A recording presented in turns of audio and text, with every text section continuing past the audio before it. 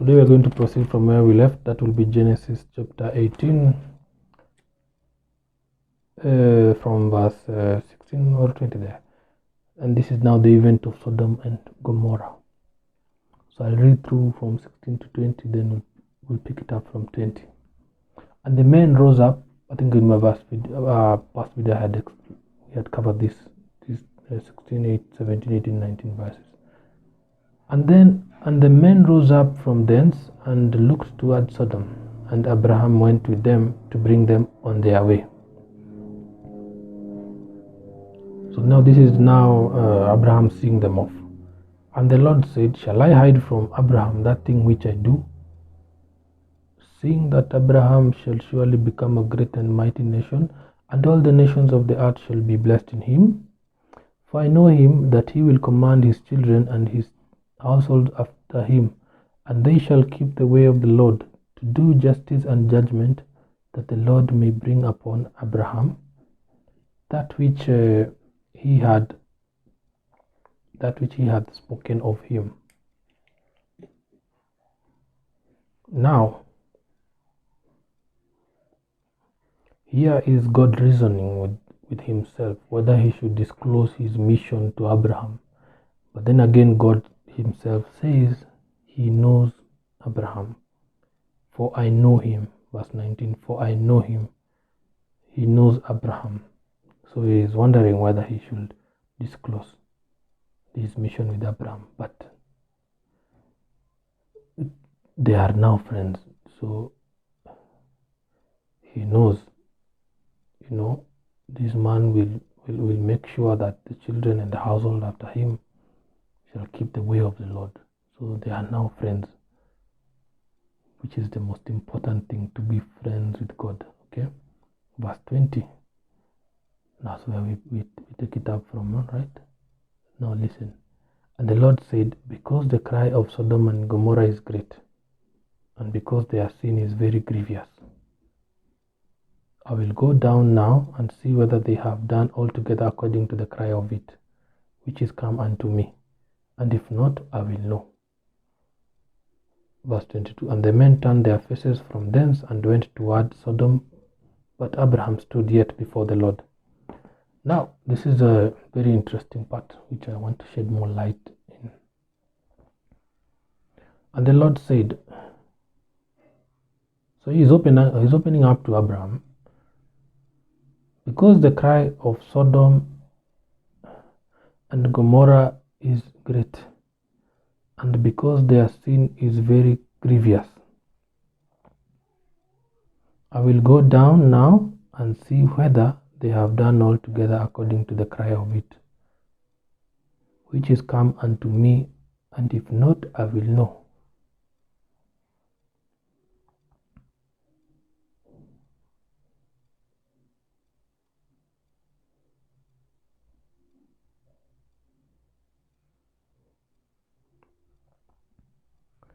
And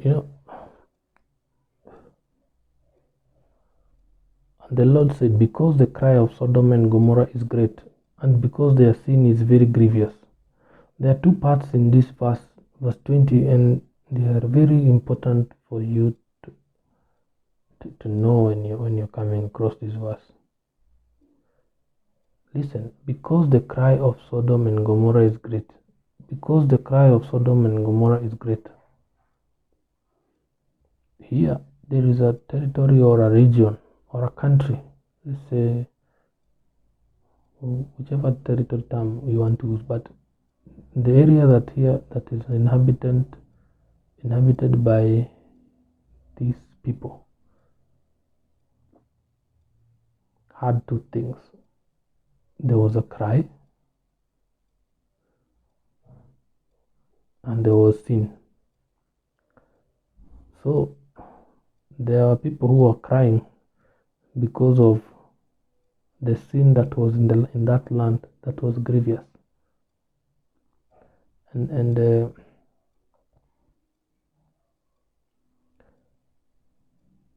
we get to see, through chapter 19, the kind of sin we are talking about. Because there was so much evil, so the people who are there, they are victims. So they are the victims, or rather the people who are not sinning or thereof. They are those that were crying. Okay. So they are the people who are sinning, and then there are the people who are crying. Verse 21, I will go down and see whether they have done altogether according to the cry of it. So God here is saying he will go down to that land and see whether they have done altogether according to the cry of it.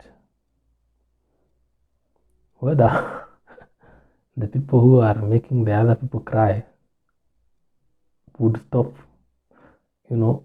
oppressing the people who are crying. Alright, it's like a country with war. So there's something I want to show you here. I will go down now and see whether they have done altogether according to the cry of it, which is come unto me. And if not, I will know. So here, Sodom and Gomorrah. It is full of sin. We will see through chapter 19 what kind of sin we are talking about here. Very evil people, all manner of things we will cover. We'll go verse by verse. But why did God come to Sodom and Gomorrah? Because there were people here crying. Why were they crying? Because they were oppressed in one way or another, And God now heard their cry. And now God is coming to see whether these people who are oppressing the crying people might stop the crying. Like, I'll explain. And if not, then God will know what to do. Verse 22, and the men turned their faces from thence and went toward Sodom, but Abraham stood yet before the Lord. And the men turned their faces from thence and went toward Sodom. So they were, after they talked to Abraham, then they turned, then headed to their mission in Sodom. Again, they were men, but then Abraham stood yet before the Lord. Again, the three and then the one kind of thing. But that's not important because we covered it in the past video. But now here's the thing. We pick a very important lesson from Genesis chapter 18, verse 20 to 22. If if you are from a land, just because one day these videos will be very old and that kind of thing, but in this kind of generation that we are in today's time, that's why I put the date there. If you are from any land on this earth, this soil, and because now we are categorized in countries, and your country or region, let me talk about countries. So if you are from a country that is experiencing oppression,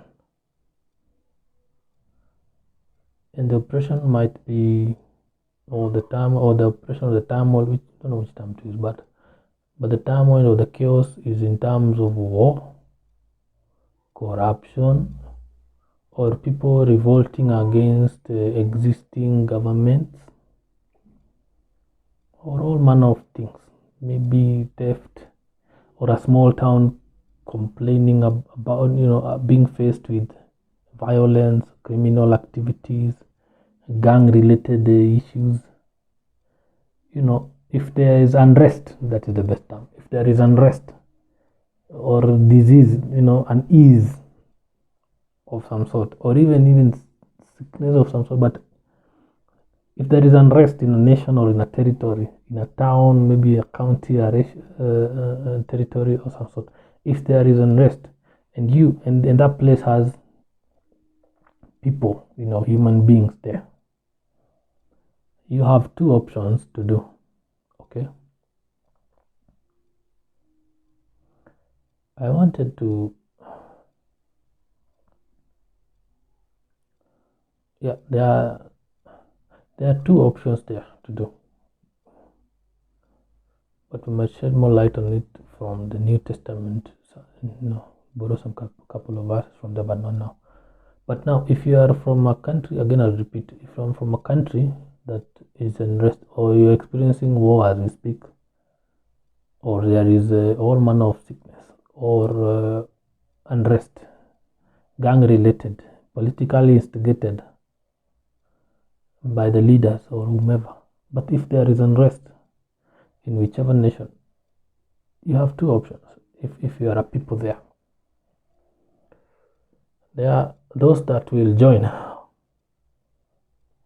and destroy the whole area or nation altogether. But in all these areas, of course, there are children, mothers.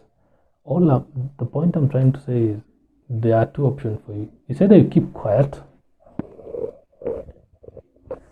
we'll see some characters doing the same, especially in the Bible, where a nation is fighting with Israel and then some deciding, oh, we're not going to fight.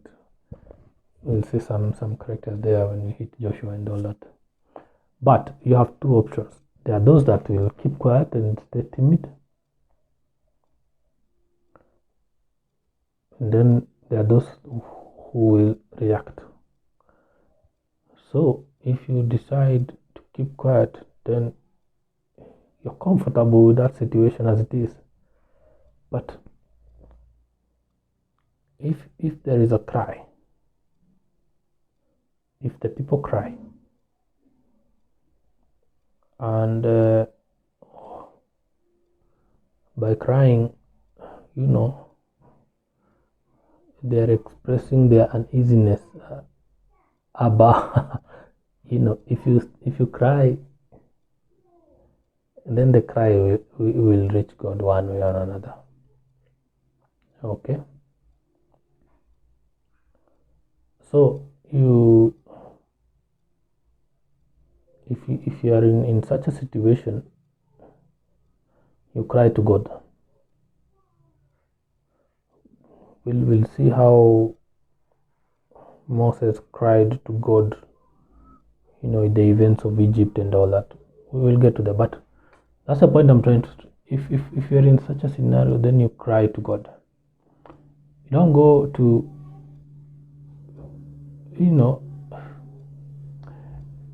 we'll get the reference there about the heart of kings being in the hands of God there, but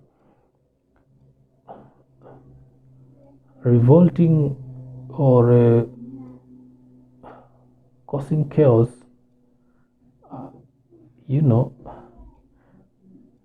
won't have so much effect as crying to God. So here there's a people here who cried, and the cry reached God. And that's why now God is coming to Sodom and Gomorrah. Because of what? Because of a cry. Crying to God. Telling God this is too much. Oh God, please come, save us.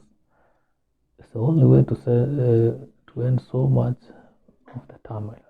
Because the case of Sodom and Gomorrah was unthinkable, unbelievable in all manner of ways. It was just too much that God came personally. And he passed by. And only Abraham saw him at that time, or them.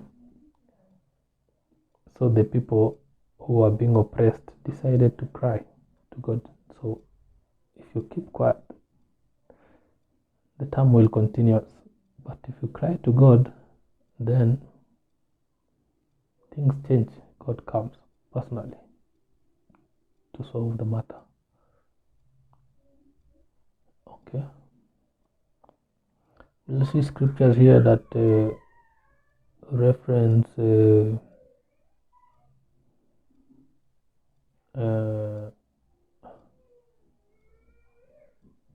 God appointing leaders and all that. Again, when you look at Genesis, the whole earth belongs to God. So this is his property, and he knows its dealings in and out. So if you're crying, then you're comfortable. But then again, now why does God come? So you've cried, that's fine. He has heard you cry. But then again, he comes to check for one thing, whether the people who are oppressing, the leaders oppressing the people, or the people causing the unrest, the chaos, will stop, or whether he's coming to check whether they have stopped. If not, then God knows what to do. And his ways are easy and simple. And just clear the bad things, that kind of things. He will end it however way possible, by all means necessary. So for everyone uncomfortable with the current situation of their country, gang related, politically instigated, economically, whatever, because life will be easy and calm. And if you're not comfortable, cry to God. God will come personally and he will solve the matter by all means necessary. Again, it is paramount for all leaders to acknowledge that fact, that there was a creator here who owns everything. And you are placed there to govern the people who belong to God. And if you oppress the people, then God himself will come personally, to solve the matter. That is what happened in Sodom and Gomorrah. Simple. People cried. God came to check whether the leaders will do something about it, or whether they have done something about it, or that, But now we'll see what happens in chapter 19. But this is a very important part for you to know. If you are under a Sodom and Gomorrah situation, okay, and the Sodom and Gomorrah might not have, it doesn't have to be, Sodom as it is, but it's all manner of unrest that is making you cry, Is it economic? Is it what? But these people, they cried.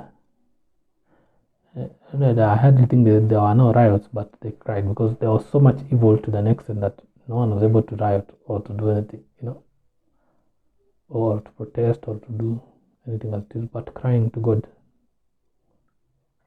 But of course, you have to know which God are you crying to, because here I'm talking about that God of Abraham, God of Adam, the Creator, as mentioned in Genesis 1:1, him that was not created. So now this is very important, and that's why you see he's saying verse 21, which I repeat again, I will go down now and see whether they have done altogether according to the cry of it, which is come unto me, and if not, I will know. Verse 22, and the men turned their faces from thence and went toward Sodom. But Abraham stood yet before the Lord. What was Abraham doing? Now, this is another part that you need to know. Anywhere on the earth that there is chaos or war or whichever manner of unrest, because there are those lands which are quite peaceful, where everyone fights to get visa to go to. But there are these other places where people are running from. Now, the places where people are running from, at any event where people are being oppressed, there will always be a prophet. Yes, many will claim they have heard, God has told them, but one message will be given to one person. And now it is the responsibility of that one person to negotiate with God. This scenario was Abraham. Okay. So that is the Sodom and Gomorrah's fate. It lied with God and Abraham. So listen to what Abraham does. Abraham intercedes for Sodom. I just wanted to push, if we can hit verse chapter 19, we get the real drama of really amazing. Well, let's see. So verse 23, and Abraham drew near and said, now these are friends. Abraham knew the assignment immediately. And Abraham drew near and said, Wilt thou also destroy the righteous with the wicked? Now, if that land we are talking about in the current scenario, if there is even one righteous person, now God will turn the other way. But if all are evil, it will be wiped. It's like blowing chaff from wheat. And God is the owner of everything, so he can decide to either open up the ground, swallow everyone, and cover it up and move on, or do a flood. God is God of peace, and he knows what to do, because the cry reaches God, and God is love, and that kind of scenario, which we will cover more. But this is what now Abraham is interceding, because he's trying to convince God.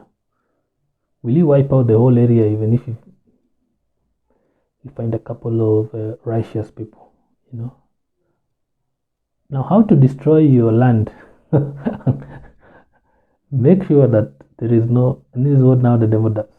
We'll make sure that in that particular land, there is no righteous man. Not even a single soul. If all are evil, the whole nation falls. But even one, be it baby or is found, then there is hope. So you'll see what Abraham is trying to do here, because he's still a man of spirit and he can perceive. Let's see the story. Will thou also, verse 23 of chapter 18 of Genesis, and Abraham drew near and said, Will thou also destroy the righteous with the wicked? Verse 24, peradventure,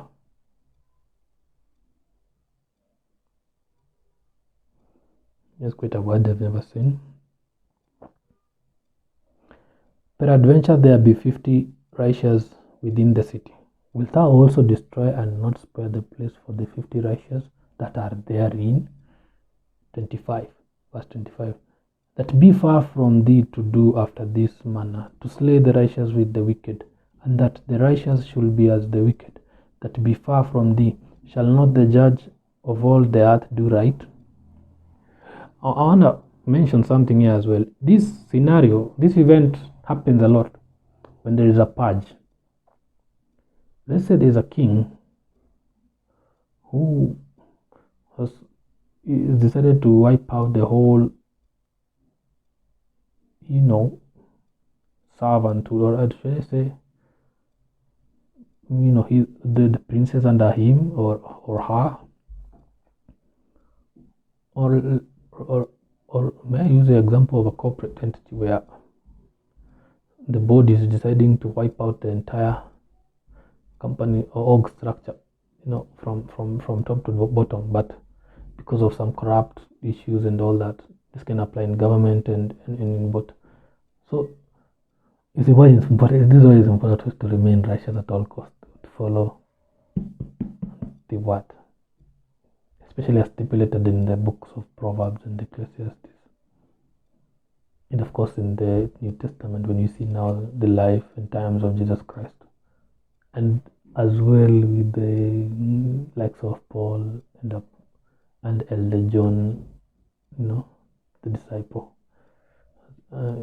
as he was in Patmos and all that. Especially he's a good example because he survived of all the disciples to write the revelations.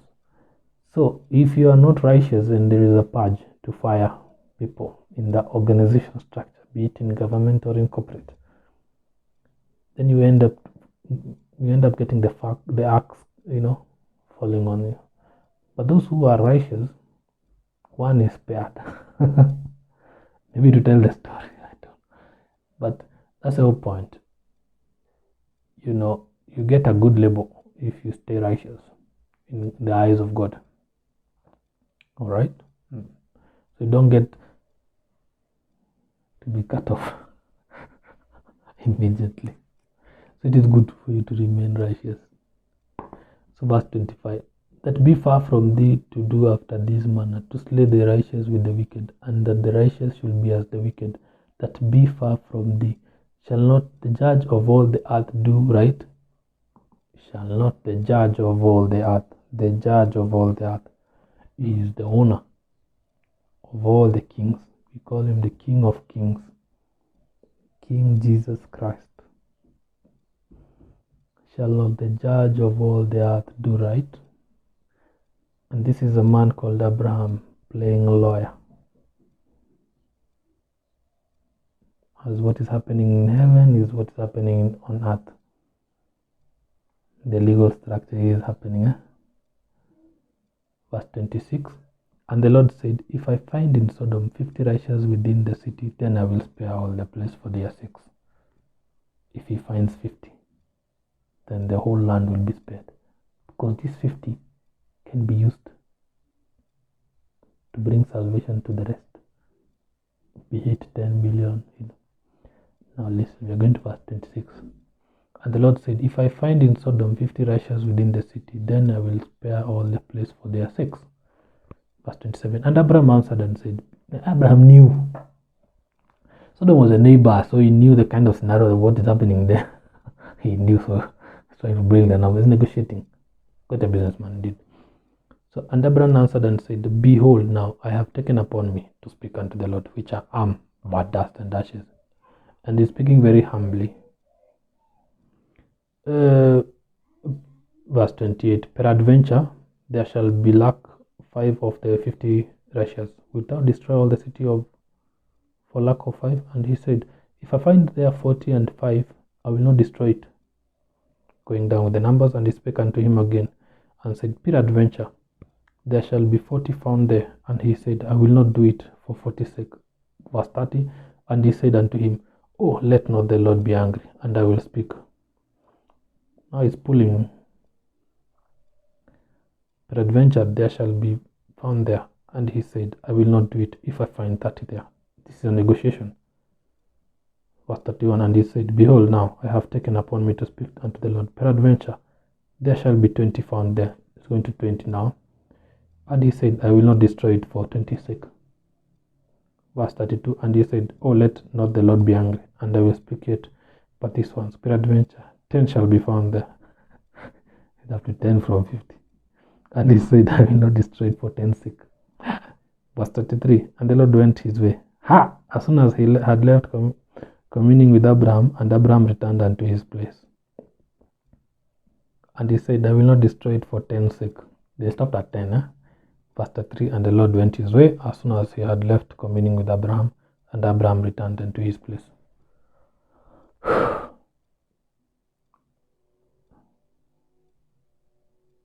So that land needs at least 10 righteous people. Verse 19. So we are at chapter 19, of Genesis. Angels visit Lot. Now we are going to get a preview of what is happening in Sodom and Gomorrah. Then you'll understand why God himself came. These men are so evil. I cannot even begin to tell you, but I'll just tell you what is in the scripture as it is. And remember, we are still using KJV. So Genesis chapter 19. And there came 2 angels to Sodom at even. And there came 2 angels to Sodom at even. And Lot sat in the gate of Sodom. And Lot, seeing them, rose up to meet them, and he bowed himself with his face toward the ground. I want to presume Abraham must have hinted to Lot. Stuff's going down. All hell will break loose. Be ready. This is my assumption. But Lot was able to identify these people. Because why? There's some places you go and if you're a foreigner, they will know who is the foreigner. If you enter a territory and you are a foreigner in that area, the inhabitants will know that these people are not from here. So, and there came 2 angels to Sodom and even, and Lot sat in the gate. Why was sitting at the gate? He was expecting. He was not living at the gate, he was just sitting. And Lot sat in the gate of Sodom, and Lot, seeing them, rose up to meet them. And he bowed himself with his face toward the ground. And he said, Behold now, my lords, turn in, I pray you, into your servant house, and tarry all night, and wash your feet, and ye shall rise up early and go on your ways. And they said, Nay, but we will abide in the street all night. They will wait at the street all night. So here, Lot is trying to do exactly what Abraham did. And he pressed upon them greatly, and they turned in unto him and regented. So he really pushed, because it's the same thing with Abraham. So this one decided, I will not let these people go. And he pressed upon them greatly, and they turned in unto him and entered in his house.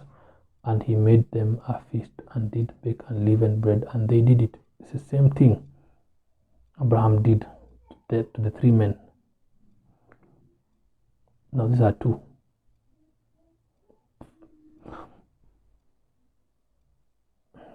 The evil men of Sodom, verse 4. But before they lay down, the men of the verse 4. But now see how evil this place was. They could not, let me just keep quiet.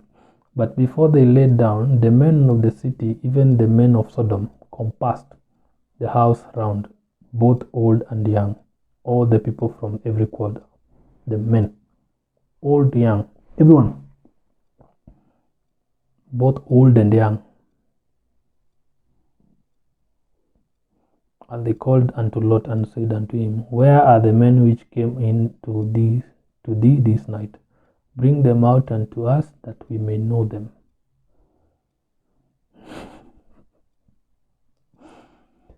They want to greet. Je, waligo wanataka kuwasalimia sababu ni wageni.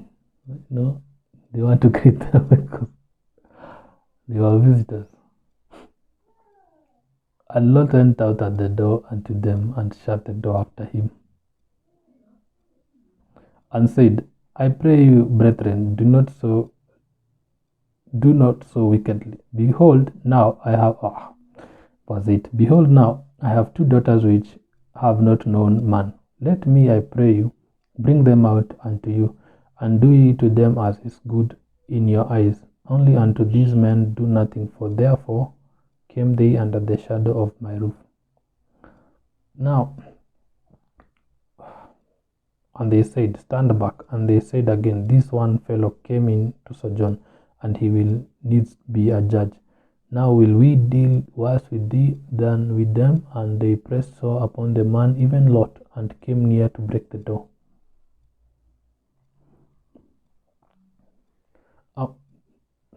We see a sad character of Lot here.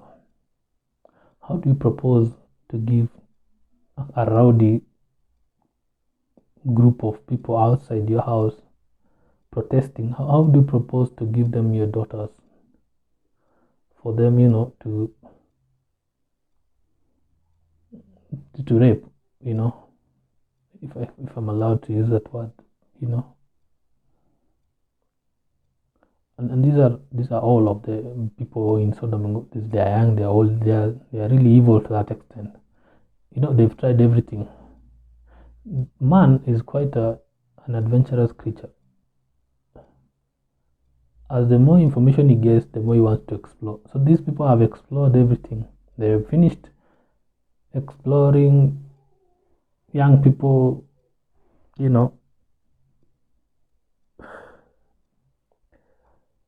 engaging in early marriages. They finished that. They finished marrying young people. They finished with that. They said not enough. Men have married multiple women. They said that is not enough. Let's explore further. These people had explored everything. Women marrying women, they explored all that. Men marrying men, they explored that. Now children are involved, they explore that. Now they have explored each other. They have done all manner of things sexually possible for them now to seek angels. This men, they were evil to that level. And that is the nature of man exploring. All those who are carnal, they follow that route. You explore all the possibilities of that your flesh is actually pointing to. He done all that, except this. So this was new to them, and they were really adamant on performing this act so that they can add this to their badge.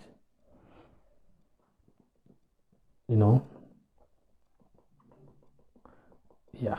So why would then Lot propose to give the two daughters as such? I don't know what was in his mind. But you don't do that. He would have then believed that whomever is here of them are angels of God, and he will just keep quiet. And he would have just, even himself would have cried for help. Why would you give your own to protect, visitors whom are so powerful?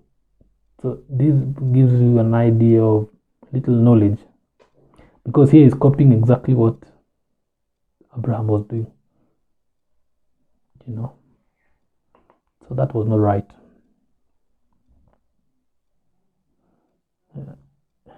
And it pained God, because he would not stand such an act being performed on two innocent,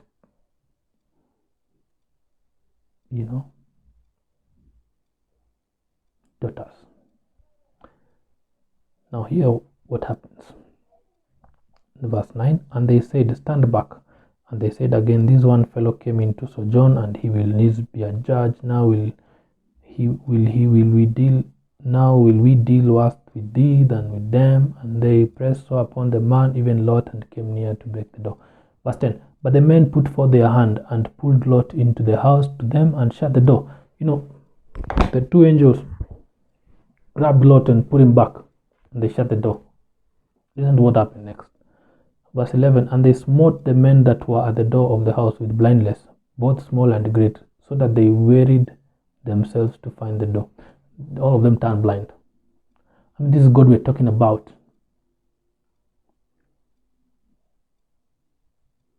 So they are blind now. If they are blind, they can't see. They have plucked the eyes, so that flesh cannot do anything. So that's what happened to these people. And there's the first round. Lot and his family flee because of Abraham. Verse 12, and the men said unto Lot, hast thou here any besides son-in-law, and thy sons, and thy daughters, and whatsoever thou hast in the city? Bring them out of this place, for we will destroy this place. Now he is hungry. Children of God, please, I plead with thee. Never you make God angry. You stop breathing immediately. Never you make God angry. Oh, leaders, never you make God angry. And you say, oh, there is no God, but there is a creator. And you're not there by chance. He put you there. So if you're oppressing people, don't make God angry. The creator will come and pass judgment. This is what he will do. Verse 13, Genesis chapter 19, verse 13. For we will destroy this place, because the cry of them is waxen great before the face of the Lord, and the Lord hath sent us to destroy it. Period. There's a full stop. And that's what happens.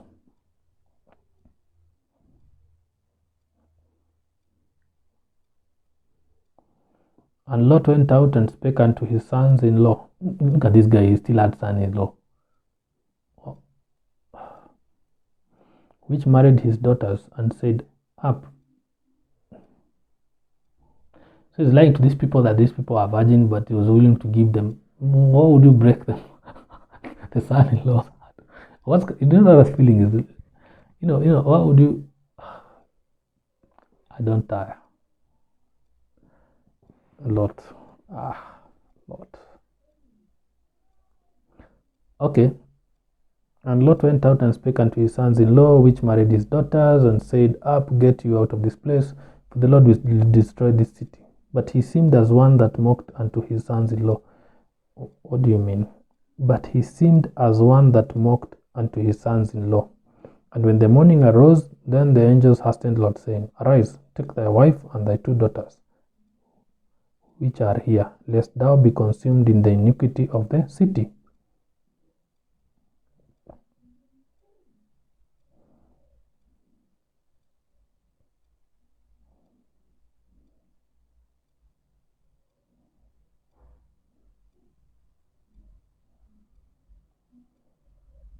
I think these men who had proposed or would have married the daughters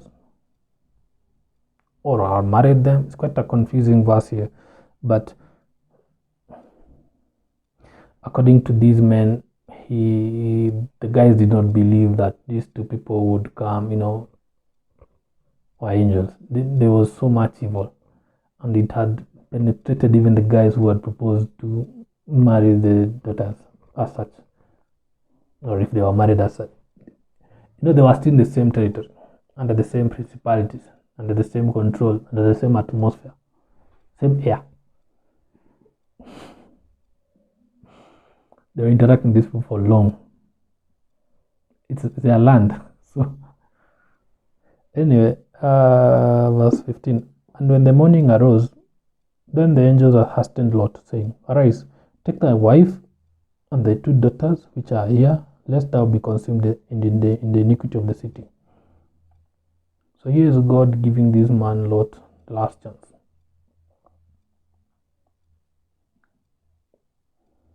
Okay.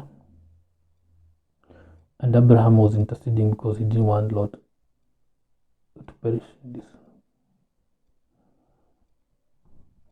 Okay. And while he lingered, the men laid a hold upon his hand, and upon the hand of his wife, and upon the hand of his 2 daughters. And the Lord being merciful unto them. Mercy. God was merciful. There was an intercession. God was merciful. And they brought him forth and set him without the city, moved him out. And it came to pass, when they had brought them forth abroad, that he said, Escape for thy life, look not behind thee, neither stay thou in all the plain. Escape to the mountain, lest thou be consumed. All right. And Lot said unto them, Oh, not so, my Lord.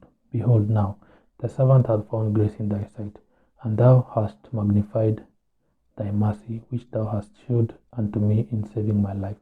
And I cannot escape to the mountain, let some evil take me, and I die.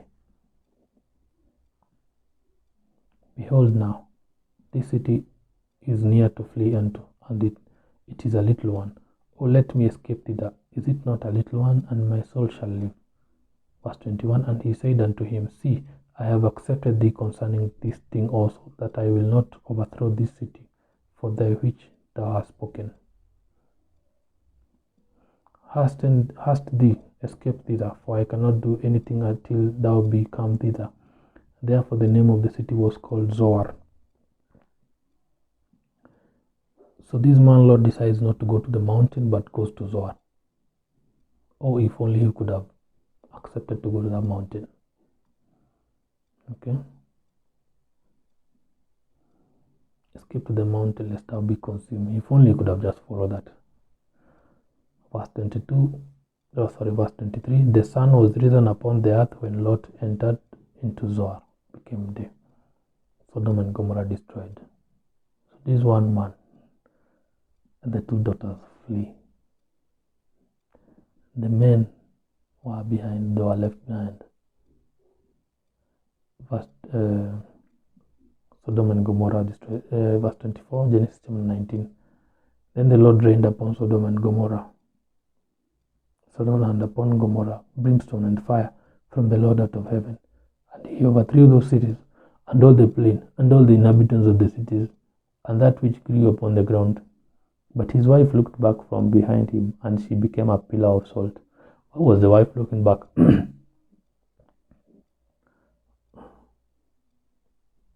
It's like she wanted to go back. The spirit that was in Sodom and Gomorrah was just too grave. They were so used to that place. And this would have an effect on the daughters, because this is a region where they grew up in. And what they will do with Lot is also unthinkable, because they carried foundation from Sodom and Gomorrah. And the wife was the first casualty. Okay? It is important to work with God so you can overcome territorial foundations too used to Sodom and Gomorrah.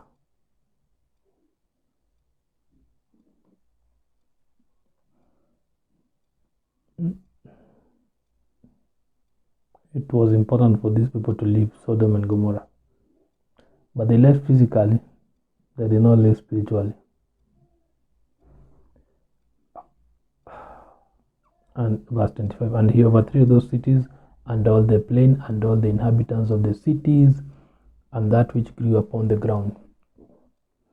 But his wife looked back from behind him, and she became a pillar of salt. Verse 27, and Abraham got up early in the morning to the place where he stood before the Lord, and he looked toward Sodom and Gomorrah, and toward all the land of the plain, and beheld, and lo, the smoke of the country went up as the smoke of a furnace. And it came to pass, when God destroyed the cities of the plain, that God remembered Abraham, and sent Lot out of the midst of the overthrow, when he overthrew the cities in the which Lot dwelt. Because he remembered Abraham, what did he do to Lot? He sent Lot out of the midst of the overthrow. Because you see, now Lot decided to go to these places, or the effect of the destruction was almost reaching there. So God had to send Lot out. Maybe he would have gone to the mountain, would have been better off. Now you see, mercy of God.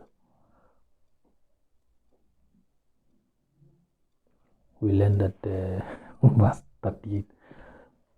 So you see, let me finish. The birth of Moab and Benammi. Verse 30. And Lot went up out of Zoar and dwelt in the mountain. So the place he was just told to go. Finally he went. Not lazy person, this one. And his two daughters with him. For he feared to dwell in Zoar, and he dwelt in a cave, he and his two daughters. And the firstborn said unto the younger, Our father is old, and there is not a man in the earth to come in unto us after the manner of all the earth. What do you mean? The firstborn convinced the other one, the younger one. What if this lady lied to them? What do you mean that there were no other people in the... What was Abraham doing and they had workers and all that? No. Could have just gone to... If Abraham was able to see... If I am able to stand here and see, a couple of meters and kilometers away, there is smoke, I can walk there, and the person there can actually come out of that place and come where I am. See that distance? These ladies and Lot would have, and if Lot knew that these ladies were to be married, then he would have just collected them and would have walked back to Abraham or to the other land, because there are many people living on earth. How would you then tell or say? And Lot went, okay. And the firstborn said unto the younger, Our father is old, and there is not a man in the earth to come in unto us after the manner of all the earth. Hey, verse 32, Come, let us make our father drink wine, and we will lie with him, that we may preserve seed of our father. This activity, where children or men are sleeping with their daughters, As I said earlier, Sodom and Gomorrah, the nature of man in this is terribly evil if the man is operating in a carnal manner. This guy explodes, or a human being explodes. If a human being is operating in a carnal manner and not in a spiritual manner, in the ways of God,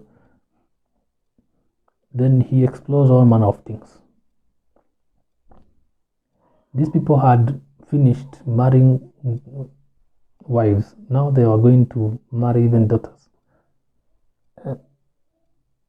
And they were into drinking and all that. That's the thing. That was the nature of that territory called Sodom and Gomorrah.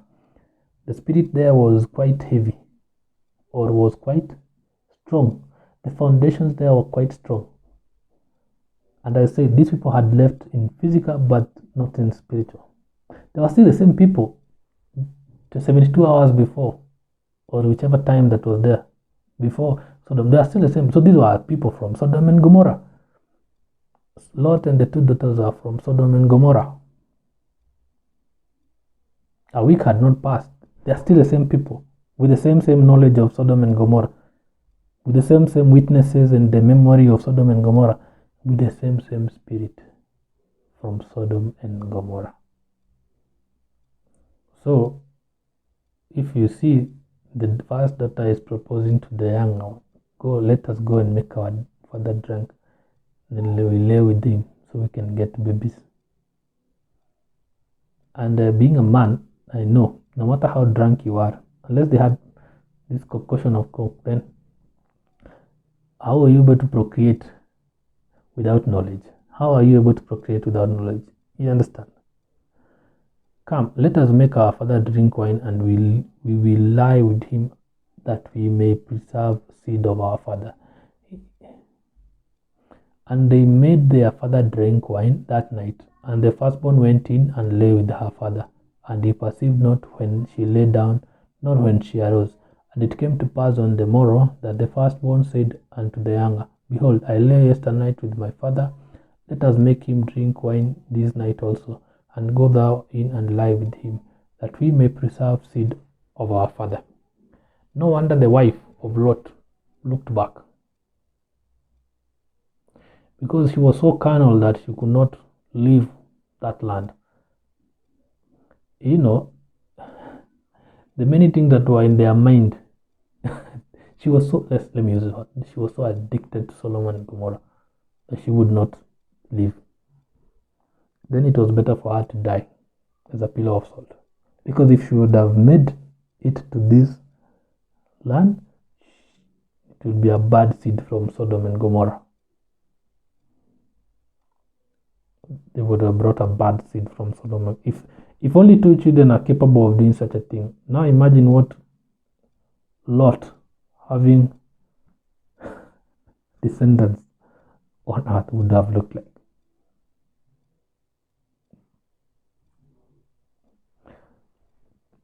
So the firstborn goes in, lays with Lot. Again, as a man, how do you not know that you've laid down with someone? No matter how drunk you are, okay, I've seen the stories from class. How do you not know, when you wake up? Because when you wake up, you're sober. Then Lot had the opportunity to stop the first mistake. But he enjoyed it. He did it because he had allowed it the second time. He would have run off, but he didn't. He stayed. You see? And it came to pass on the morrow that the firstborn and said to the younger, Behold, I lay yesterday night with my father. Let us make him drink wine this night also. So they were drinking all together. And go thou in and lie with him, that we may preserve seed of our father. And they made their father drink wine that night also. And the younger arose and lay with him. And he perceived not when she lay down, nor when she arose. And if he didn't perceive, let's not put so much blame on or even judge Lot per se. Then it tells you that, again, the spirit that was in Sodom the foundation was too strong that Lot would not know. So these were the things happening in Sodom and Gomorrah because they did it exactly how it was used to be done. It was being done, they did it. How would they not how they do something that they don't know. They must have seen it, to get that idea of procreation, So thus were both the daughters of Lot with child by their father. Again, 36, you just put time from, because the conception period, like 9 months and all. So 36 jumps time, because now at verse 36 the children are born. Verse 37, and the firstborn bare a son, and called his name Moab. The same is the father of the Moabites unto this day. And you will see the character of Sodom and Gomorrah. If I'm not wrong, you will see a tincture, a trait from Lot. And the younger, she also bare a son, and called his name Benammi. The same is the father of the children of Ammon unto this day. Okay.